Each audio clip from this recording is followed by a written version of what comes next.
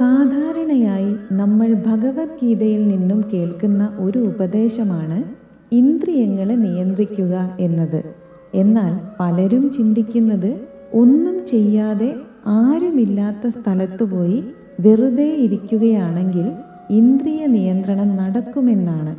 എന്നാൽ ഒരു കർമ്മവും ചെയ്യാതിരുന്നു കൊണ്ട് മനസ്സിൽ പലതും ചിന്തിക്കുകയും തീരുമാനങ്ങൾ എടുക്കുകയും ഒക്കെ ചെയ്തുകൊണ്ടിരിക്കുകയാണെങ്കിൽ അതും കർമ്മം ചെയ്യുമ്പോൾ ഉണ്ടാക്കുന്നതിലും കൂടുതൽ പ്രശ്നങ്ങളാണ് നമുക്ക് ഉണ്ടാക്കുന്നത്. അല്ലെങ്കിലും വെറുതെ ഒന്നും ചെയ്യാതിരുന്നു കൊണ്ട് ഇന്ദ്രിയ നിഗ്രഹം ഉണ്ടാക്കിയെടുക്കാൻ സാധിക്കില്ല. നമ്മുടെ മനസ്സ് നമ്മളിലുള്ള സംസ്കാരത്തിനനുസരിച്ച കാര്യങ്ങളിൽ വ്യാപരിച്ചുകൊണ്ടിരിക്കും.